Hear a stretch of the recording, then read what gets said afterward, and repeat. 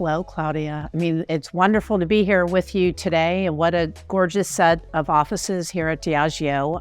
The no alcohol beverage category is really on fire.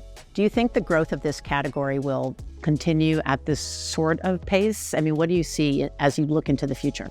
For us as a business, it's really exciting because it's about consumer choice. 1 in 7 consumers in the last 3 months in the on-premise has consumed a non-alcoholic cocktail. That number goes to 1 in 4 when you look at consumers that are between 21 and 35 years old. It really shows you that this is a broad-based trend.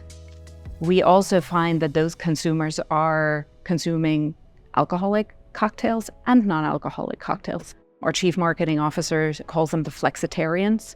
We believe it's a consumer trend, but it also is part of a balanced lifestyle, giving consumers choice and promoting responsible consumption. You know, have one cocktail. If you want a second one, maybe you make it a non-alcoholic one. No, I love that. And I really like the way you framed it. Flexitarian? Flexitarian, okay. That's very good. I like that. Yeah, I think I am flexitarian. I think most people are. Over 90% actually would say they're flexitarian. That makes good sense. I think that makes good sense. You guys have made some ambitious goals around ESG and really leaned in to some core pillars. I'd love to hear more about that. One of our pillars is what we call grain the glass, sustainability. We focus on reduction of use of water. So all the way from, working with our farmers to producing our products, to bringing those products to life. We use technology, drone technology, for example. I'm actually in Mexico, where we, use a lot of water around our agave farms to target where we need to use water. And that's allowed us to reduce water consumption. So that's a big pillar.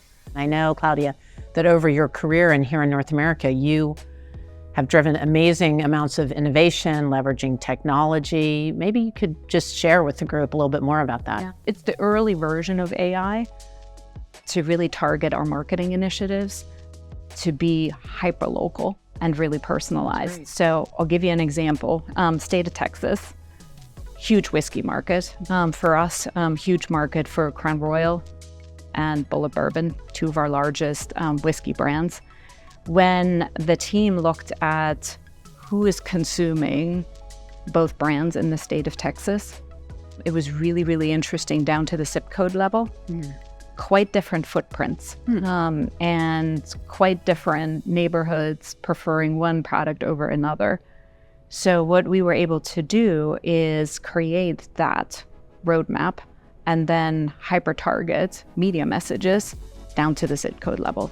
I think that's just the beginning, but it shows us, how do we get to consumers in the best possible, most effective, but hyper-targeted way, so that when you get a message from us, it matters to you. Yeah. Now, I know I'm going to bounce a question back to you. Okay. Because sure. We're talking about learning here.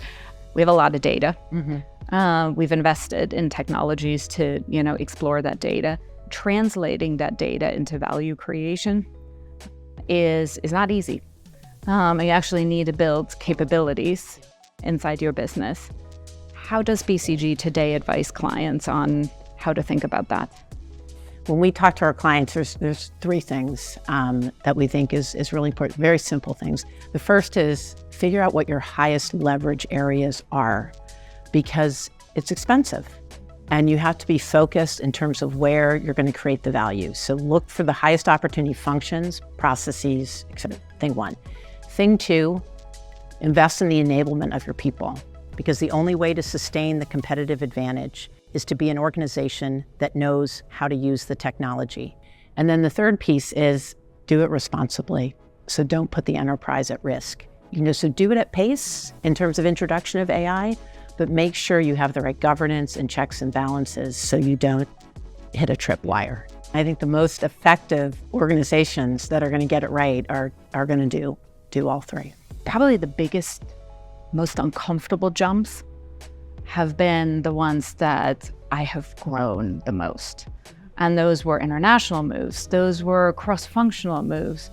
Those were, jumping maybe into a management role that was a real big stretch. So I would say to myself, go jump, take that leap, trust yourself, do so even faster. I am learning all the time. So I'm in a job right now that I've been in for 2.5 years. And while I've been at BCG for a super long time, like you, I've done different things. And so, every time you come into something new, you have to grow and you have to learn. And maybe the mentorship looks a little different as you progress in your career, but I don't think the number of mentors shrink. I think I have at least as many mentors today as I did, 30 years ago when I first started, working at BCG. As a woman leader and as someone who grew to be at the most senior level of the organization, what were some of the challenges you faced? What was that journey like, and how did you thrive in the environment? I think when I reflect on the last, 20 years, yes, Diageo didn't look the same, but even more importantly, the environment in which I grew up with, working with distributor partners, working with customer teams, it surely didn't look the same. And so I think that's actually where I've been very fortunate to have had mentors and still have mentors that, have supported me in those environments. And personally, I felt, supported all throughout my career here. And it's a big part of what I want to give back to our team.